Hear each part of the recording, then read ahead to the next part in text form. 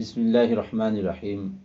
ایک اعتراض حضرت جی مولانا سعد صاحب دامت برکاتہم پر یہ کیا جاتا ہے کہ انہوں نے یوں فرمایا ہے کہ اللہ کے ہاتھ میں ہدایت نہیں ہے۔ حالانکہ پہلی بات تو یہ ہے کہ اگر آپ ان کی زبان سے خود سنیں کہ انہوں نے کہا کیا ہے تو وہ اس جملے کے برعکس آپ کو نظر آئے گا۔ قسم کھانے جمع کیے ہوئے ہیں دسترخوان پر، اور ایک گھر کے اندر ایک آدمی فاقے سے مر رہا ہے، تم اس شخص کو ظالم نہیں کہو گے تو کیا کہو گے؟ ایک کے پاس تو علم کی اتنا ڈھیر کہ اسے سمجھ نہیں آتا کہ کیا بیان کرے، اور ایک طرف جا کے دیکھو گے تو امت بغیر کلمے کے مر رہی ہوگی۔ تم اس خیر کرو گے ہدایت اللہ کے ہاتھ میں ہے، ہدایت اللہ کے ہاتھ میں ہوتی تو اللہ تعالیٰ نبیوں کو کیوں بھیجتے؟ اللہ تعالیٰ نے ہدایت دینے کے لیے انبیاء علیہ السلام کو محنت کے لیے بھیجا ہے۔ نبیوں نے بھی اپنے اندر کی توجہ اور روحانیت سے ہدایت کو نہیں پھیلایا۔ تم سب کے سب خوب غور سے سنو میں کیا کہہ رہا۔ اس زمانے میں ایک دھوکہ یہ بھی ہے مسلمانوں کو کہ اللہ والوں کی اندرونی کیفیات سے امت ہدایت پر آ جائے گی، یہ خیال بھی غلط ہے۔ حضور اکرم صلی اللہ علیہ وسلم انبیاء کے امام ہیں، اور انبیاء روحانیت کے امام ہیں، اور آپ سارے انبیاء کے امام ہو کر سب سے زیادہ روحانیت والے ہیں، لیکن حضور اکرم صلی اللہ علیہ وسلم نے اس روحانیت کے باوجود اس راستے کی ٹھوکر کھانے میں کمی نہیں کی ہے۔ آپ فرماتے تھے کوئی جماعت ایسی باقی نہ رہے جس کے ساتھ میں خود نہ نکلوں۔ اتنا جذبہ اس راستے میں نکلنے کا تھا، کیونکہ آپ کو حکم تھا کہ جو احکام آپ پر نازل کیے گئے ہیں۔ یہ اب آپ نے ان کی زبان سے خود سنا کہ مولانا اصل میں یوں فرما رہے ہیں کہ اگر اللہ کے ہاتھ میں ہدایت ہوتی تو اللہ نبیوں کو کیوں بھیجتے۔ یعنی کہ اس جملے کی سب سے پہلی بات تو یہ ہے کہ آپ دیکھ لیں کہ کتنی تعویل ہو سکتی ہے۔ آپ دیکھیں ہمیں تعویل کا حکم ہے۔ میں نے اسے پہلے بھی کہا تھا کہ حضرت علی رضی اللہ تعالیٰ عنہ کے پاس ایک صاحب آئے اور انہوں نے کہا کہ میں نے چوری کی۔ حضرت علی نے فرمایا کہ نہیں، آپ چوری نہیں کر سکتے۔ انہوں نے کہا نہیں میں نے چوری کی۔ کہا کیا؟ کہا اونٹ چرایا۔ کہا تو نے اپنا سمجھ کے کھول لیا ہوگا۔ آپ دیکھیں کتنی تعویل ہے۔ حضور علیہ الصلوۃ والسلام کے پاس ایک صاحب آئے، کہا میں نے زنا کیا۔ حضور نے فرمایا نہیں، آپ زنا نہیں کر سکتے، بلکہ آپ نے دیکھا ہوگا، آپ نے بوس و کنار کیا ہوگا۔ تو کتنی تعویل ہو رہی ہے، سامنے والا خود اقرار کر رہا ہے لیکن یہاں سے کتنی تعویل ہو رہی ہے۔ تو پہلی بات تو یہ ہے کہ اس جملے کی اگر ہم تعویل کریں تو کتنی تعویل بن سکتی ہے۔ جس آدمی کے ایمان کے اتنے لوگ گواہ ہوں، اور تبلیغ کا ایک جملہ ہی اتنا مشہور ہے پوری دنیا میں، اللہ سے ہونے کا یقین اور مخلوق سے نہ ہونے کا یقین، تو وہ آدمی کیسے کہہ دے کہ اللہ کے ہاتھ میں ہدایت نہیں ہے؟ وہ تو بس ایک بات سمجھا رہے ہیں اصل میں کہ اگر اللہ کے ہاتھ میں ہدایت ہوتی تو اللہ نبیوں کو کیوں بھیجتے۔ یعنی کہ اگر تم کہہ رہے ہیں کہ اللہ ہی کے ہاتھ میں ہدایت ہے تو ہم کام کیوں کریں، تو وہ تو ان کو یہ بات سمجھا رہے ہیں کہ آپ یہ نہ کہیں اللہ کے ہاتھ میں ہدایت ہو تو ہم کام نہ کریں اور ہم محنت کے لیے نہ نکلے، ہم قوم و ملت کی ہدایت کی محنت کے لیے نہ نکلیں۔ جیسے کوئی آدمی یوں کہہ دے، اگر اس سے کہا جائے کہ آپ گناہ نہ کریں اور وہ یوں کہہ دے کہ اللہ غفور الرحیم ہے، تو ہم یوں کہیں گے کہ اگر اللہ غفور الرحیم ہے تو پھر جہنم کو کیوں بنایا؟ یعنی یہ اگر نفی کے لیے نہیں ہے، یہ اگر تو اس چیز کے لیے ہے کہ بھئی اللہ تو غفور الرحیم ہے ہی، لیکن اس کا مطلب تھوڑی کہ آپ گناہ کرتے رہے۔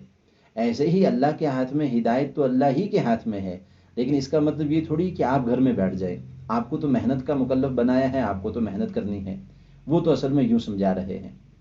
اور اب اگر تعویل ہم کرنے کے لیے تیار نہ ہوں، چونکہ ہمارا ایک مزاج بن چکا ہے کہ ہمیں غلطیاں نکالنی ہیں، ہمیں خامیاں ڈھونڈنی ہیں، ہمیں چھپانے کا حکم تھا لیکن ہم چھپا رہے ہیں، تو اب اگر ہمیں اس چیز کو غلطی ہی ماننا ہے تو دوسری بات اس پہ یہ کہی جا سکتی ہے کہ یہ سلپ آف ٹنگ ہے، یہ زبان پھسل گئی۔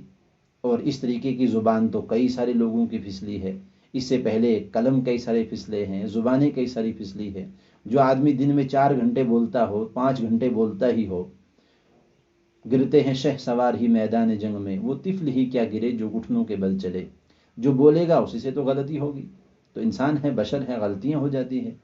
پہلی بات تو یہ ہے کہ اگر آپ دل پہ ہاتھ رکھ کے سوچیں اپنے دل میں کہ اگر آپ حضرت مولانا سعد صاحب سے یہ بات پوچھ لیں کہ آپ نے یوں کہا ہے کہ اللہ کے ہاتھ میں ہدایت نہیں، تو کیا آپ کا یہی عقیدہ ہے کہ اللہ کے ہاتھ میں ہدایت نہیں؟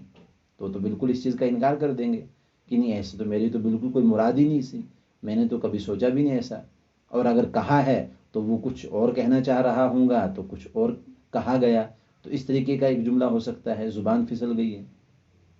آپ دیکھیں گے ہمارے دارالعلوم دیوبند کے محتمم حضرت مولانا ابوالقاسم نعمانی صاحب دامت برکاتہم، انہوں نے ایک مرتبہ موسیٰ علیہ السلام کا واقعہ بیان کرتے ہوئے یوں فرمایا کہ جب موسیٰ علیہ السلام نے ہارون علیہ السلام کو اپنی قوم کے لیے نگران بنا کر وہاں پہ رکھا اور خود طور پر جانے لگے، قرآن میں یوں ہے اخلفنی فی قومی، تو حضرت محتمم صاحب یوں پڑھتے ہیں اخلفنی فی امری، حالانکہ معنی تو قریب قریب ہے، معنی تو نہیں اتنا زیادہ بدلا، لیکن آپ دیکھیں گے کہ قرآن کا ایک نقطے کا بھی ہیر پھیر نہیں ہم کر سکتے ہیں اپنی مرضی سے۔ موسیٰ علیہ السلام کی موجودگی میں موسیٰ علیہ السلام ہیں، وہ گئے ہیں، اب باقاعدہ ان کو اخلفنی فی امری، میری غیر موجودگی میں آپ میرے خلیفہ رہیں گے، ذمہ دار بنا کر گئے ہیں، ان کو اخلفنی فی امری، میری غیر موجودگی میں آپ میرے خلیفہ رہیں گے۔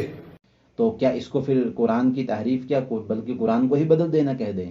نہیں، اس کی تو تعویل کی جائے گی کہ اصل میں حضرت کچھ کہنا چاہ رہے تھے مفتی ابوالقاسم نعمانی صاحب، لیکن یہ زبان پھسل گئی، یا ایسی کوئی تعویل کی جائے گی۔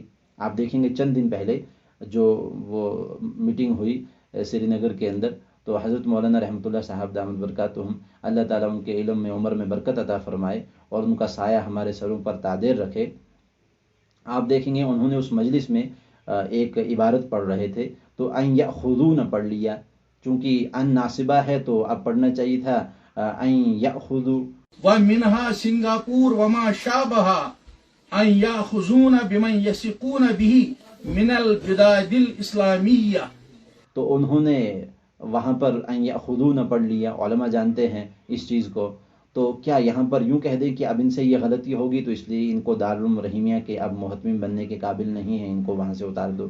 یا یوں کہا جا سکتا ہے کہ مفتی ابوالقاسم نعمانی صاحب نے یہ غلطی کی، اب ان کو وہاں سے اب دارالعلوم دیوبند کے محتمم رہنے کے قابل نہیں ہے؟ تو جب یہ باتیں نہیں کہی جا سقتی ہے تو یہ کیسے کہہ دیا جائے کہ مولانا سعد صاحب نے یہ بات کہہ دی ہے، اب ان کو امیر ماننے کے لیے تیار نہیں ہے؟ آپ دیکھیں گے چند مہینے قبل مفتی نذیر صاحب دامت برکاتہم، اللہ ان کے علم میں عمر میں برکت عطا فرمائے، آپ دیکھیں انہوں نے ایک جملہ فرمایا، انہوں نے ایک خواب سنا رہے تھے کہ مجھے ایک صاحب نے خواب بیان کیا اور کہا کہ حضور علیہ السلام میرے خواب میں آئے اور انہوں نے مجھے یہ کہا، امت کے احوال وغیرہ اس طریقے کی لمبی چوڑی وہ خواب ہے، اور اس کے بعد اخیر میں مفتی صاحب دامت برکاتہم یہ فرماتے ہیں اس کا مطلب کیا ہوا کہ نبی اس وقت بھی امت کے حال کو دیکھ رہے ہیں۔ تو بسو تو نبی یہ ونا یہ ونان بہ گوس اتھ پہ ہوشیار، اب مطلب کیا گویا اس وقت بھی ہمارا نبی دیکھ رہا ہے میری امت کہاں جا رہی ہے۔ تو اس سے ایک مطلب تو یہ بھی نکالا جا سکتا ہے کہ نبی حاضر ناظر ہے اس کا مطلب، لیکن نہیں، ہم کہیں گے کہ نہیں، مفتی صاحب کے کہنے کا یہ ہرگز مطلب نہیں ہے، وہ اصل میں کچھ اور کہنا چاہ رہے ہیں اور آپ کچھ اور سمجھ رہے ہیں۔ تو اسی طریقے سے متکلم کے کلام کی مراد متکلم جانے گا کہ وہ کیا کہہ رہا ہے، وہ کیا کہنا چاہ رہا ہے۔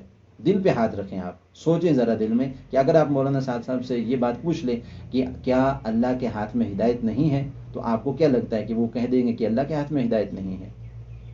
جبکہ تبلیغ کی بنیادی تحریک ایمان ہے، اور اللہ تعالیٰ کو اتنا بولا جاتا ہے اور ایمان کو اتنا بولا جاتا ہے، یہاں تو یہ تک بھی کہہ دیا جاتا ہے دوائی سے کچھ نہیں۔ اس لیے ان چھوٹی چھوٹی باتوں کو، چھوٹے چھوٹے جملوں کو پکڑ کے ہم علماء پر تنقید کر دیں، ان پہ فتوے لگا دیں، ان کو گمراہ کہہ دیں اور یہ کہہ دیں کہ اب یہ امیر رہنے کے قابل نہیں، اب یہ محتمم رہنے کے قابل نہیں ہے، تو یہ باتیں مناسب نہیں۔ کل اللہ تعالیٰ کے ہاں ضرور ان جملوں کے تعلق سے پوچھ ہوگی، یہ تو پکی بات ہے کہ اگر ایک آدمی کے کہنے کی مراد یہ نہیں تھی اور تم نے کیسے لوگوں میں یہ پھیلا دیا کہ ایک آدمی یوں کہہ رہا ہے، جبکہ جملوں کو بھی تبدیل کر کے یوں کہہ دیتے ہیں۔